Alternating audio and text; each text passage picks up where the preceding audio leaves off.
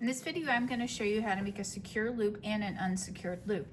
The tools we're going to be using is the needle nose pliers with a tapered jaw here, the flush cutters, and on the flush cutters, we cut on the flush side or the flat side here.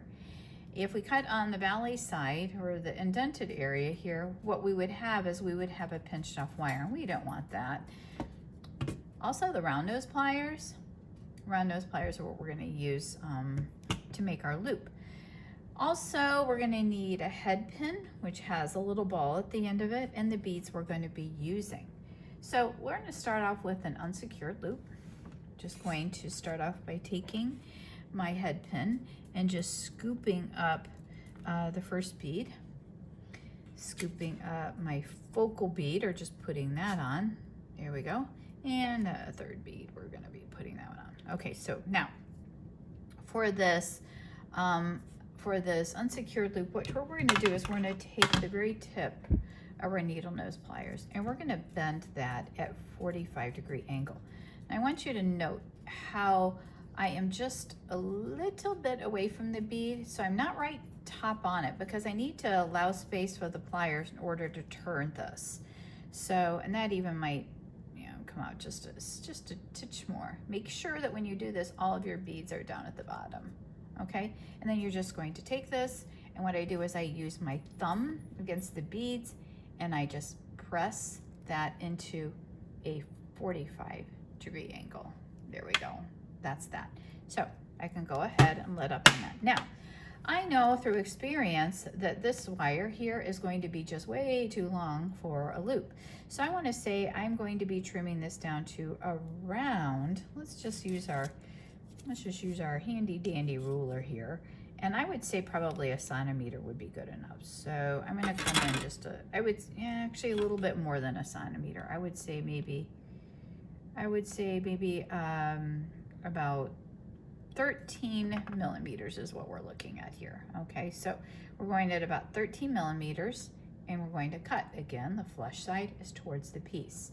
I'm taking my finger and I'm holding it against the wire because I don't want it to flip off and hurt somebody, including myself, in the eye.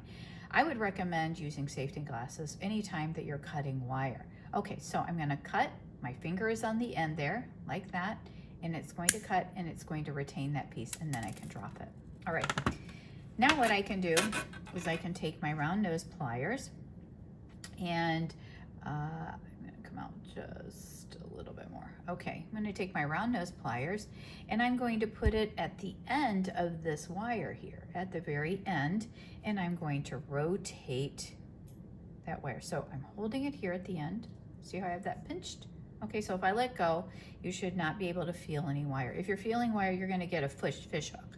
So I'm holding onto that and I'm just going to rotate my right hand where I'm holding the tool, and I'm rotating, and my goal is to bring this to a point where it will totally close upon itself.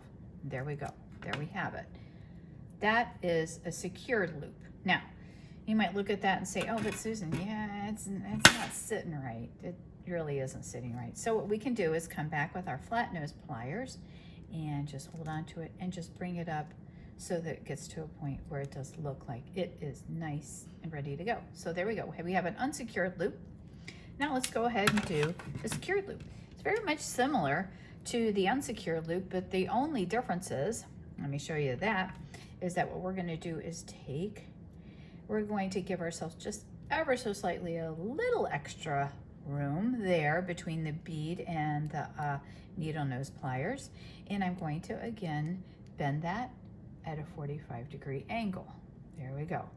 We're nice and bent. Now, with this one, we're not going to cut the tail because we're going to be securing the loop. What I'm going to be doing is taking my round nose pliers and I'm going to be starting that round, I'd say maybe about a half, maybe about 3/4 of a centimeter from the bead. And I'm going to go ahead and I'm going to, this right here, I'm going to do a smaller loop because it is secure, so I can choke up on my pliers, so it's going to be smaller. and I'm just coming up and around and over, and I'm just creating this loop that's going to come all the way around. Okay, there we go. Now, what I'm going to do here is I'm going to hold on here to the loop, and I'm going to create a secure loop. I'm just taking that end and I am pulling out the bead and I'm bringing that secure loop around. I'm coiling that right around there, all right? And now what I can do is I can take my colors on the flush side and I can go ahead and I can come as close as I possibly can to that coil. Again, taking my finger over the end and I'm going to just nip it. There we go. And if there's a little bit sticking up, I can take my pliers and I can just kind of squeeze it a little bit. Now, I do want that to almost look like a head of a person. That right there, the head looks like the head of the person is kind of turning that way. So I don't want that to happen. I can do one of two things. I can take my needle nose pliers and I can wrench it back that way, or I can put my round nose pliers back into the loop and I can just push in with my hand and just kind of straighten that up. I'm gonna go ahead and bring my needle nose pliers in and just kind of straighten that up. And there you have it. That's a secure loop. That's not going to come off of a wire.